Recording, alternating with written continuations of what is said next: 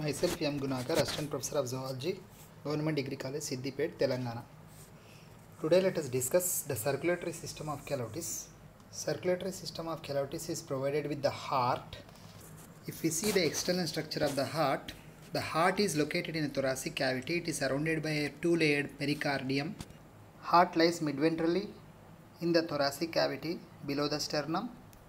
It is reddish in color and roughly triangular in shape with its broad base directed forwards and the pointed apex backwards.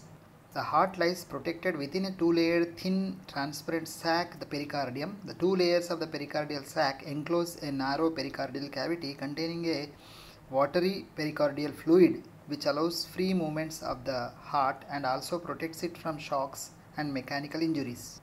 The apex of the heart remains attached to the pericardial wall by a small cord, the gubernaculum cordis, which kept the heart in position.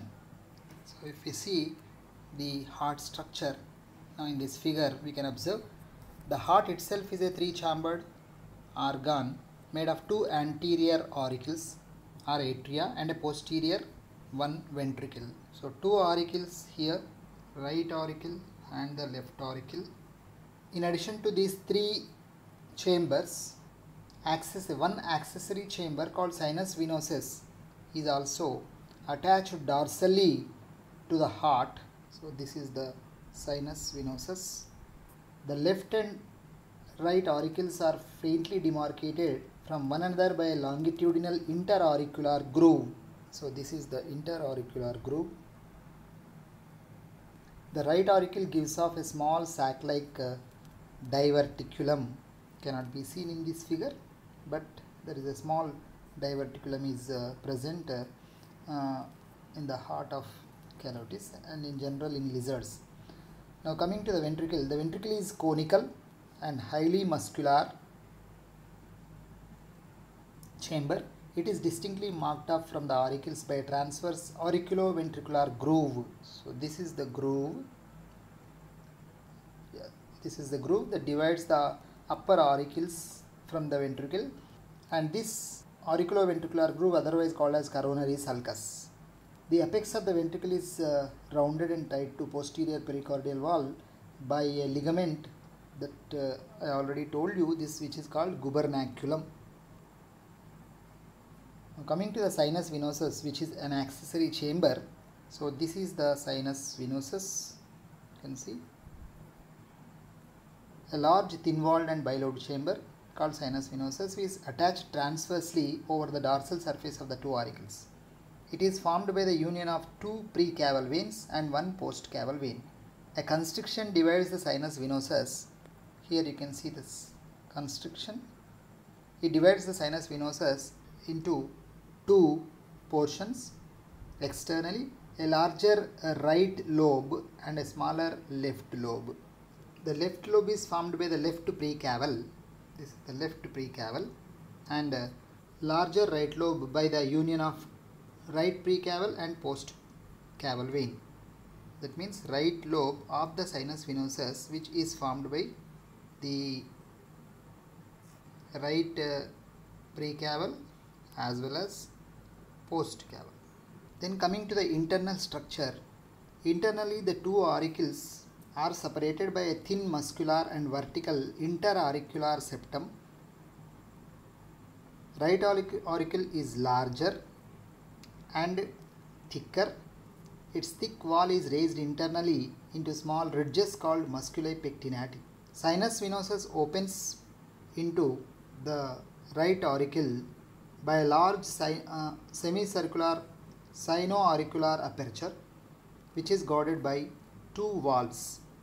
Left auricle is smaller and with thin walls, and it receives a small circular and valveless common pulmonary aperture of pulmonary veins.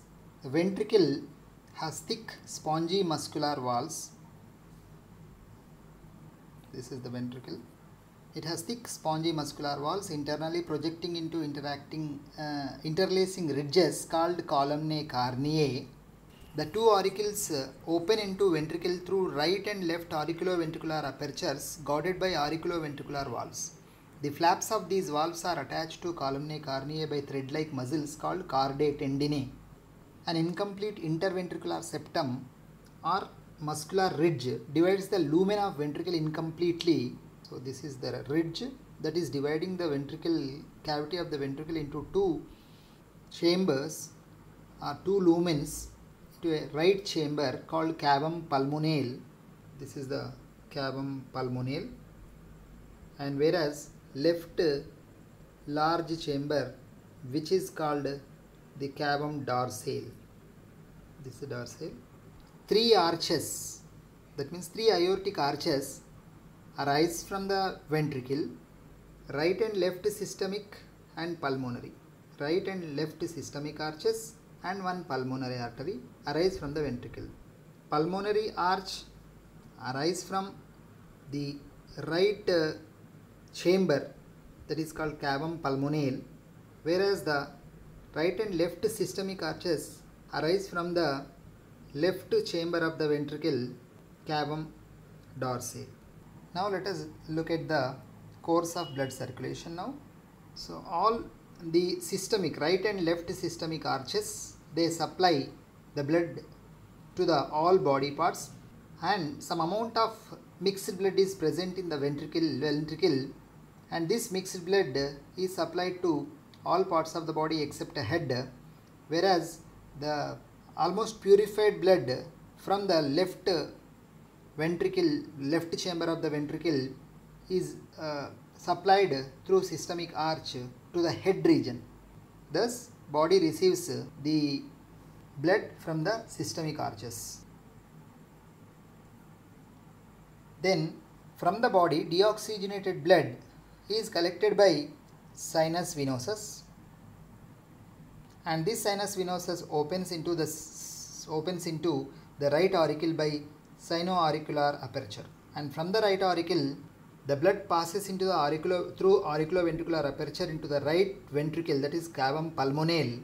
Then from the right ventricle this deoxygenated blood goes to the lungs through pulmonary arch, and then from the lungs, where deoxygenated blood transformed into oxygenated, that is when the oxygenation takes place in the lungs, the oxygenated blood through the pulmonary veins enter into the left auricle through pulmonary aperture, and from the left auricle, when the auricles contract, that is when the auricle systole or auricular systole takes place, oxygenated blood from the left auricle goes to the left ventricle through auriculoventricular aperture, and the left ventricle is chamber of left side of the ventricle, which is called cavum dorsale, and from the left ventricle through the systemic arches the blood supplies to the body.